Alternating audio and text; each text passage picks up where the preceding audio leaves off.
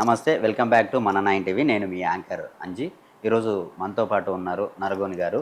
ఆయన ఉద్యమకారులు, అలాగే హిస్టరీ గురించి చాలా ఎక్కువ తెలిసిన పర్సన్. గత నమస్తే, వెల్కమ్ బ్యాక్ టు మన నైన్ టీవీ. నేను మీ యాంకర్ అంజీ. ఈరోజు మనతో పాటు ఉన్నారు నరగోని గారు. ఆయన ఉద్యమకారులు, అలాగే హిస్టరీ గురించి చాలా ఎక్కువ తెలిసిన పర్సన్.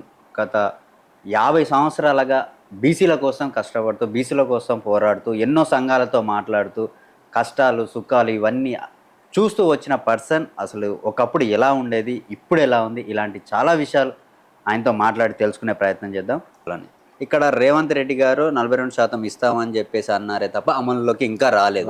ఏం జరుగుతుంది ఇప్పుడు? స్థానిక ఎలక్షన్స్ రాబోతున్నాయి. అమల్లోకి వచ్చిన తర్వాత పెడితే బెటర్ అని చెప్పేసి వాళ్ళు ఫైట్ చేస్తున్నారు. వీళ్ళు ఇంకా కన్ఫర్మ్ చేయలేదు, అమల్లోకి తీసుకురాలేదు. ఇది ఎలా చూడవచ్చు? ఎంతవరకు అన్యాయం జరుగుతుంది అనుకోవచ్చు బీసీలకి? ఇప్పుడు మీరు అన్నట్టుగా కవిత బీసీల గురించి మాట్లాడటము అని అంటే ఆమెకు బీఆర్ఎస్లో సరి అయినటువంటి ప్రాధాన్యత లేదు. ఆమె నిజంగా యాక్చువల్గా ఆమె ఉద్దేశం ఏందనంటే, నేను పెద్ద పెద్ద బహిరంగ సభలను అడ్రస్ చేయాలి, నేను పార్టీని నడిపించే దాంట్లో కీలక నిర్ణయాలు తీసుకోవాలి, నేను అసలు ఒక బలమైన నాయకురాల్ని, నాకు సరైన ప్రాధాన్యత పార్టీలో ఇవ్వటం లేదు అంటే కేసీఆర్ తర్వాత కేటీఆరే రంగంలో ఉన్నాడు కాబట్టి ఏదో ఒక ప్రత్యేకమైన సబ్జెక్ట్ మీద మాట్లాడితే తప్ప ఆమెకు ఒక ఐడెంటిటీ వచ్చే పరిస్థితి లేదు. కాబట్టి ఆమె ఏం చేస్తుంది, పదే పదే అప్పుడు కూడా జాగృతి నడిపే కాలంలో కూడా చాలా విషయాలు, మహిళా రిజర్వేషన్ల గురించి మాట్లాడటం. ఇక్కడనేమో మహిళలకు పార్టీలో బీఆర్ఎస్లో టికెట్లే ఇవ్వరు, మంత్రి పదవులలో కూడా ఇయ్యరు, కానీ బిడ్డగా మహిళలకు అన్యాయం జరుగుతుందని మహిళా రిజర్వేషన్ల గురించి మాట్లాడేది. అదేవిధంగా పూలే విగ్రహం పెట్టాలి అసెంబ్లీ దగ్గర అని ఈమె పదే పదే డిమాండ్ చేస్తూ ఉంటుంది. కానీ బీఆర్ఎస్ 10 సంవత్సరాల అధికారంలో ఉన్నా అప్పుడు పెట్టడానికి అవకాశం ఉన్నా పెట్టలేదు, పార్టీ పెట్టలేదు. ఈమె ఒత్తిడి కూడా పార్టీ మీద తీసుకురాలేదు, వాళ్ళ తండ్రి గారి మీద తీసుకురాలేదు. అదేవిధంగా ఇప్పుడు బీసీల గురించి ఏదో ఒక సమస్య మాట్లాడుతూ పోతూ ఉంది. బీసీలకు సామాజిక న్యాయం అని ఇప్పుడు కాంగ్రెస్ ప్రభుత్వం వచ్చినాక మాట్లాడుతూ ఉంది. అంటే నేను అనేది ఏంటంటే, ఆమె ఏదో ఒక ప్రత్యేకత ఉండాలి, ఒక వెరైటీగా మాట్లాడితే ప్రజలలో ఒక చర్చ నడుస్తుంది. నేను భిన్నమైనటువంటి వ్యక్తిని, అంటే పార్టీ కంటే కూడా నేను ఈ విధంగా బీసీల గురించి ఆలోచిస్తాను, తెలంగాణ కోసం పోరాటం చేసిన వ్యక్తులకు కూడా న్యాయం జరగలేదని వాయిస్ ఇస్తుంది. ఇప్పుడు అంటే ఎవరు చేయాలి అది? అధికారంలోకి వచ్చింది బీఆర్ఎస్ఏ 10 సంవత్సరాలు. తెలంగాణ కోసం పోరాటం చేసిన వ్యక్తులకు సరైనటువంటి న్యాయం జరగాలి అని అంటే పార్టీనే చేయాలి. ఇప్పుడు వాళ్ళకు న్యాయం జరగలేదు అని అంటుంది. అదేవిధంగా బీజేపీకి వ్యతిరేకంగా వాయిస్ ఇస్తుంది. బీజేపీకి కొద్దిగా లిబరల్గా అనుకూలంగా ఉండాల్సిన అవసరం లేదు అన్నట్టుగా ఆమె ఈ మధ్యన వాయిస్ ఇస్తూ పోతుంది.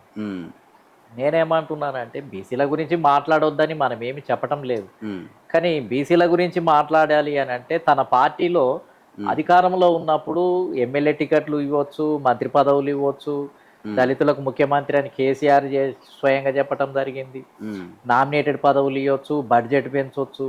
కానీ ఇవన్నీ పార్టీలో సొంతంగా అధికారంలో ఉన్నప్పుడు ఈమె ఏది కూడా అందులో సాధించలేదు.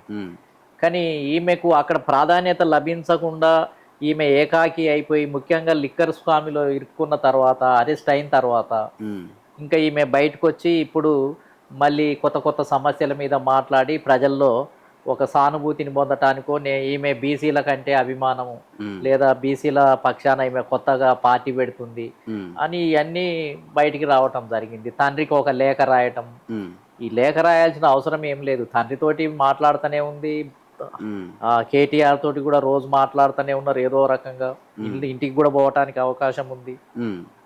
కానీ అన్ని అవకాశాలు ఉన్నా లెటర్ రాయాల్సిన అవసరం ఏముంది అని అంటే, రాజకీయంగా ఒక పొలిటికల్ గా ఒక హైప్ను క్రియేట్ చేయడానికి వాళ్ళంతా కూడబలుకొనే రాసి, మళ్ళా ఈమె దాంట్లో కొన్ని విషయాలు తెలియజేసి, మళ్ళీ ఇది ఈ ముగ్గురి మధ్యలో అవగాహన లేనట్టుగా ఏదో కొత్తగా వీళ్ళు మళ్ళీ ఒకరి మీద ఒకరు ఏదో ఆరోపణలు చేసుకుంటున్నట్టుగా అట్లా మాట్లాడటం అనేది జరుగుతుంది. కానీ ప్రజలకి అన్ని సునాయాసంగా అర్థమైపోతాయి. ఎందుకంటే తెలంగాణ రాష్ట్రంలో రాజకీయ పరిశీలకులు, విశ్లేషకులు